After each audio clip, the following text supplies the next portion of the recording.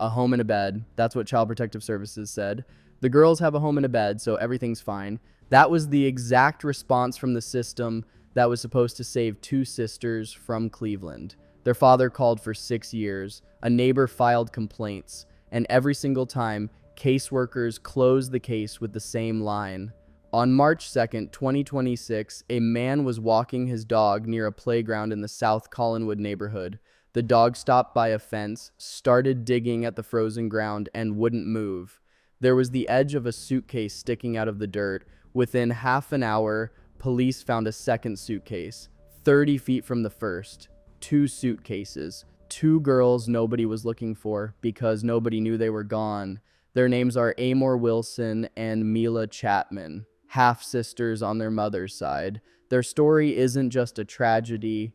It's a record of how an entire system watched two children and did nothing. And this isn't some story from the past. This happened 14 days ago. If this is the first time you're watching this channel, subscribe right now because this channel exists for moments exactly like this one, when two kids deserve the world's attention, when the story is still unfolding, when the only thing standing between justice and silence is enough people who refuse to look away. How you doing, sir? A little shaken up right now. Understood.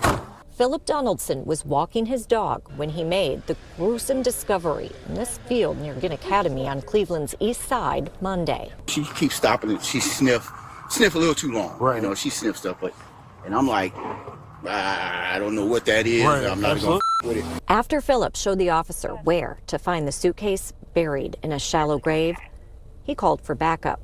I'll just wait till you guys get here before I open it. After more officers arrived, they unzipped the suitcase.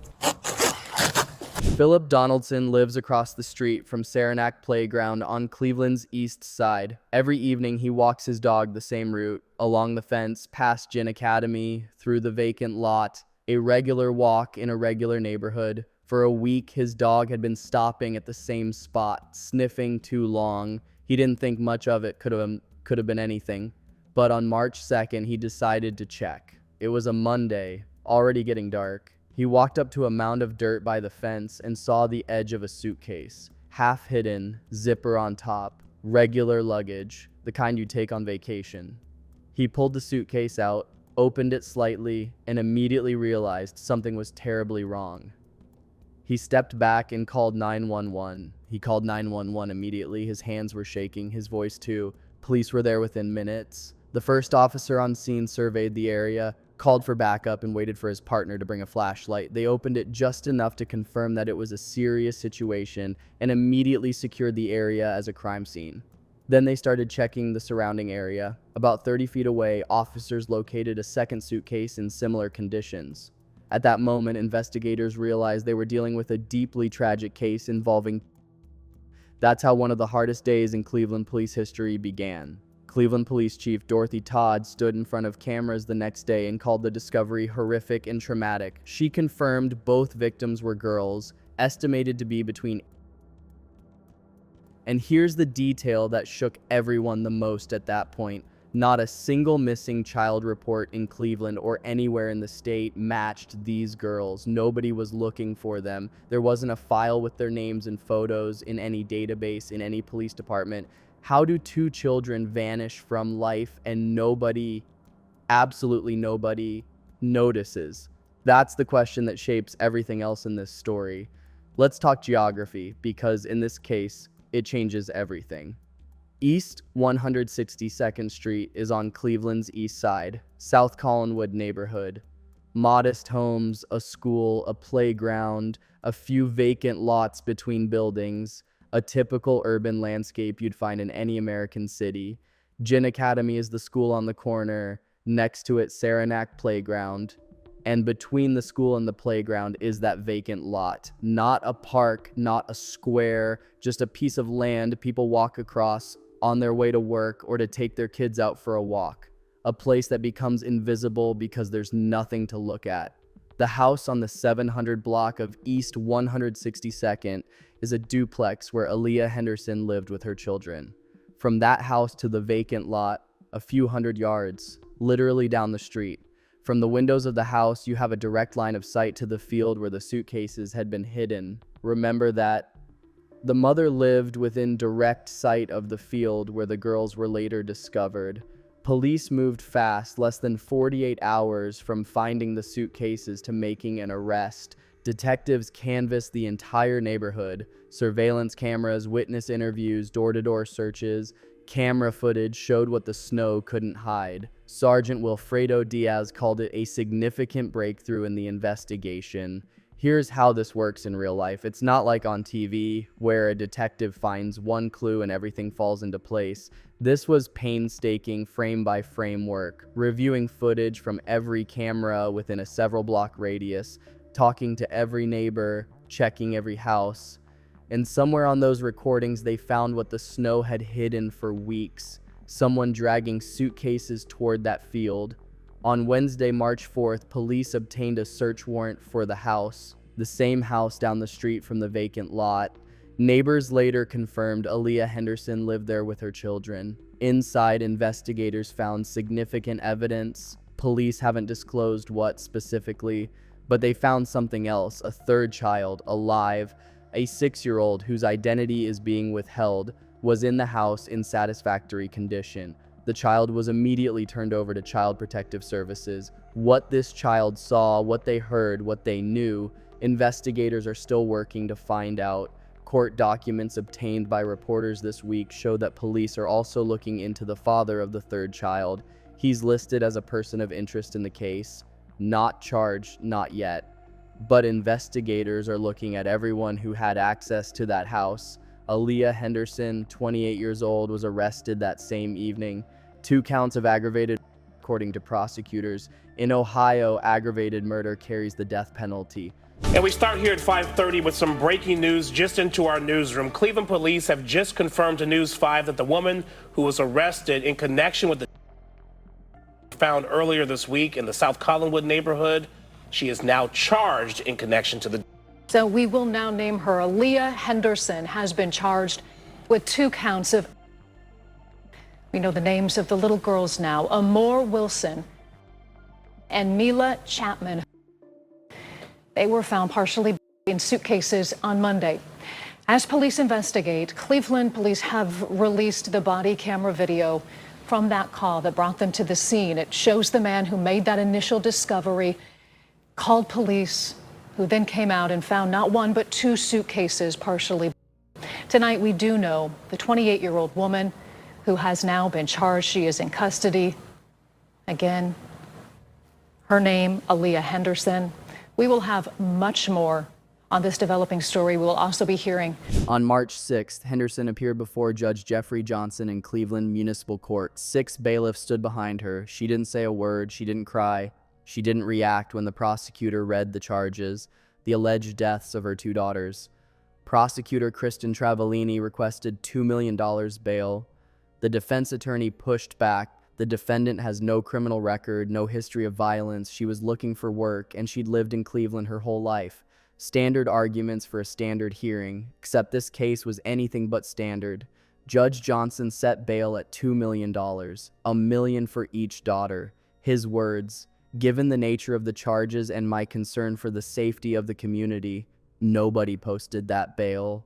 Henderson went back to her cell. You know what gets me? She was in that courtroom for just a few minutes. Her lawyer rattled off the mitigating factors: no criminal record, no history of violence, lifelong Cleveland resident, actively looking for work, textbook bail hearing stuff. But the prosecutor painted a very different picture. And between those 2 versions stood a woman who didn't say a word and didn't blink. Later, on March 11th, the case was transferred to Cuyahoga County Court, and that's where a whole separate issue erupted.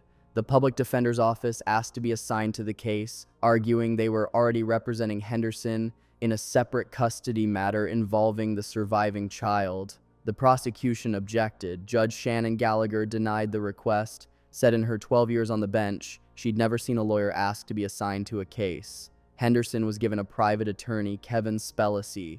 The public defender stayed on the custody case. Henderson is being held in isolation from the general population. Bail remains at $2 million. Nobody's posted it. The case has been referred to a grand jury. No indictment has been issued yet. Now let's talk about the father, because this part of the story hits harder than anything else. DeShaun Chatman is a cook at a restaurant. He and Aliyah Henderson were never married, but they lived together for about a year after Mila was born. The last time he saw his daughter was March of 2020. She was 3. They were building a blanket fort in the living room. Mila, Amor, and him. That's the last photo he has. Mila smiling, Amor smiling. An ordinary evening in an ordinary family. A few weeks later, the connection was cut. 6 years. For 6 years, DeShaun Chatman knocked on every door the system would open for him. He called CPS, Child Protective Services. He filed for emergency custody. He asked police to do welfare checks. He switched lawyers because every new one told him the same thing. Without the mother's address, there's nothing we can do. And every time the door closed with the same answer. Case open, case closed, threshold not met. Next, he says, I feel useless. I couldn't save my daughter. A cook at a restaurant who, every day after his shift, sat down with his phone and called lawyers, courts, police, who gathered documents and filed motions, who did everything the system allowed him to do, and the system told him every single time, it's not enough. Meanwhile, Henderson kept moving, constantly. Phone numbers changed, addresses changed. In 2021, she was evicted from one apartment for unpaid rent. Then she showed up on East 162nd, down the street from the vacant lot where the suitcases would later be found. And you know what she told him the one time he managed to get her on the phone? You're too family-oriented. That's why I'm not giving you your daughter. Too family-oriented. A father who wanted to be in his child's life was punished for wanting to be in his child's life. Your Honor, this is an allegation of in 2 separate charges. It's alleged in this matter that the defendant did cause her 2 daughters the 2 in Cleveland in Suitcases. Your Honor, based on the nature of the allegations and the charges in this case, I would ask for nothing less than a $2 million bond. I would implore the court to consider setting a $2 million bond, cash surety at this point, for the record. Thank you. Given the nature of the allegations, as well as my concern for the safety of the public, we will deal, the bond will be $2 million. Ms. Henderson, work with your attorney, go to your hearings, and fight for your innocence. She told you that she was going to kill your daughter. Prison father that wanted her. He says he hadn't seen his daughter in years, claiming Henderson cut him off after he called Child Protective Services after she threatened Mila. Come get this crybaby ass baby or I'm. Was that just a frustrated mom? I don't know if that was a frustrated mom or a deranged woman, but I'm gonna go with the deranged woman if you ask me. She never let her kids come outside play. None of the kids engaged with those kids. She was acting out. You had concerns about her mental health? Yes, 100%. The same thing that happened to my baby. You want her penalty? Dead. I don't care if it's penalty. I don't care if she hang herself. I want her dead. Out of here. People are going to say that sounds awfully harsh. You 2 kids because you couldn't control your emotions as a grown woman. I don't care how harsh you say it is. So what about CPS? Every time DeShaun reached out, he was told the same thing. The girls have a home and a bed. That's it. That's enough. Safety threshold met. Case closed. Think about that. A home and a bed. That was the ceiling of what the system thought was worth checking. Not whether the children were getting an education, not whether any mandated reporters were laying eyes on them, not why a father hadn't been able to see his daughter for 6 years. A home, a bed, enough. And DeShaun wasn't the only one raising the alarm. Dashae Kreider, Henderson's neighbor, lived in the same duplex, also called CPS. She told reporters the kids never went outside. Never. Not a single child from the surrounding houses played with them. Henderson's behavior was erratic and disturbing. 2 separate people, 2 separate reports, 2 separate rejections. And Amor and Mila stayed in that house. And here's one more thing. Just a month before the bodies were found in February, another neighbor filed a police report against Henderson. The allegation was stalking. The neighbor claimed Henderson had been harassing her for about a year. making threats, following her, sitting on her porch. Police took the complaint but never brought charges. So, a month before the suitcases were found, the system got yet another signal about this woman's disturbing behavior, and again, nothing. Here's what's devastating about this story. It's not one catastrophic failure. It's a wall of small bureaucratic decisions, each of which looks reasonable on its own, but together they create a system where 2 children disappear from the face of the earth. The father calls, threshold not met. The neighbor calls, threshold not met. Police get a stalking complaint. No charges filed every time someone decides the situation doesn't warrant intervention. And every time Amor and Mila stay behind a locked door. The girls were homeschooled. That's the detail that changes everything. In America, school isn't just a place where kids learn, it's a monitoring system. Teachers notice bruises, counselors pick up on behavioral changes, social workers are legally required to report suspicions. Every day a child is in school is another chance someone spots a problem. When kids are being homeschooled by the person hurting them, that chance disappears. In Ohio, parents are required to notify the school district about homeschooling, but there's almost no regular oversight. A mother who knows how to keep her children out of sight gets almost total control. Amor and Mila were invisible. Homeschooling pulled them out of the school system. The well-kept exterior of the house kept them out of the neighbor's line of sight. City Councilman Mike Polensek noted the house looked perfectly decent from the outside. Bureaucratic walls kept them from their father. CPS rejections kept them out of the protection system. And the snow, a Cleveland winter, hid the final piece of evidence, layer after layer, each one explainable on its own. Together, complete isolation. And here's the important thing to understand. This wasn't random. It was a pattern. Whether it was deliberate or instinctive doesn't matter. The result is the same. A person who looks normal from the outside gets total control over children nobody can see. Polensek said it plainly. The house looked maintained. We have no idea what went on inside, what these children may have experienced in their final days. Neighbor Dashae Kreider, who shared a wall with Henderson, said she hadn't seen the children in over a year. You live in a duplex with a family and you don't see their kids for 12 months. And when she tried to report it, the system's answer was threshold not met. If anyone thinks that the devil is not among us, they're mistaken. Okay? They're mistaken. The devil is among us. Dozens gathered Friday in the same spots where the bodies of Amor Wilson and her sister Mila Chatman were found earlier this week. Police say the girls were by their mother, put in 2 suitcases within sight of the family's home on East 162nd Street. Rosia Macklin says, if there are issues raised, even from neighbors, listen. Take the precautions that are necessary. On Friday, March 6th, about 50 people gathered at the fence near Saranac Playground. Candles, balloons, pink and purple, stuffed animals, handwritten notes from people who never knew Amor and Mila, but felt the weight of what happened. 2 handmade signs with their names. Amor's grandmother, Nichelle Wilson, came to the memorial and covered her face with her hands. Councilman Polensek said the words everyone kept repeating. If anybody thinks the devil ain't among us, they're wrong.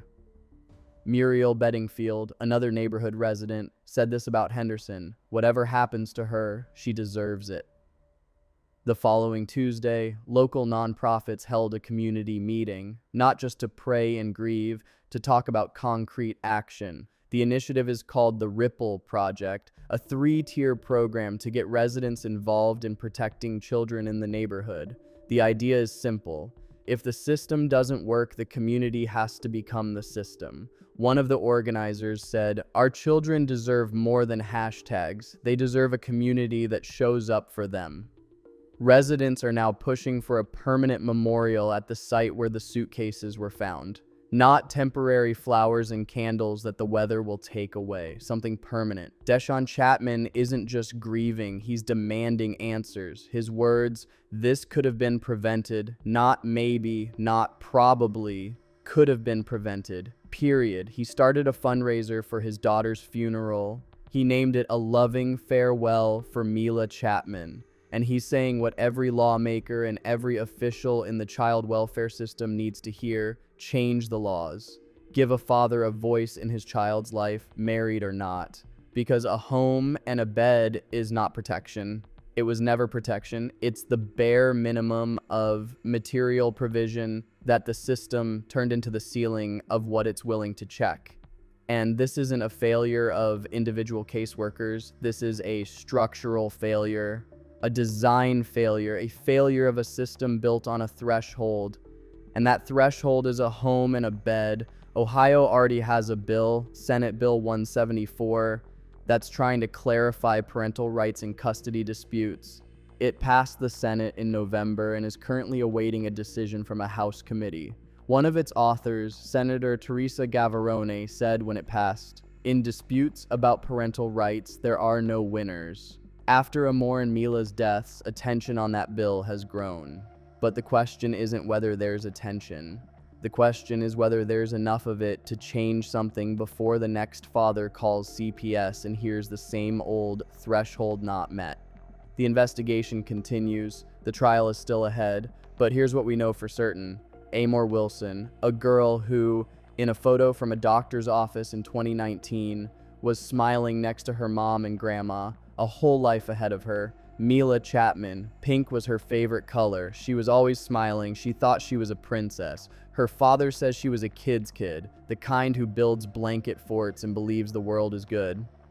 There's another photo from March 2020, that same blanket fort. Amor and Mila together, smiling with that special kind of childhood joy when you've built something of your own and for a second, the world belongs to you. They lived down the street from the field where investigators later made the discovery. Their fathers tried to reach them. Their neighbor tried to raise the alarm, and the system answered every time. A home and a bed, threshold met, case closed. Subscribe to the channel, hit the like button, write their names in the comments, Amor Wilson and Mila Chatman, because as long as we remember them, they won't disappear into a statistic. Share this video so DeShaun Chatman's story and his demand for change reaches the people who make the decisions. This story didn't end with an arrest, it's just beginning.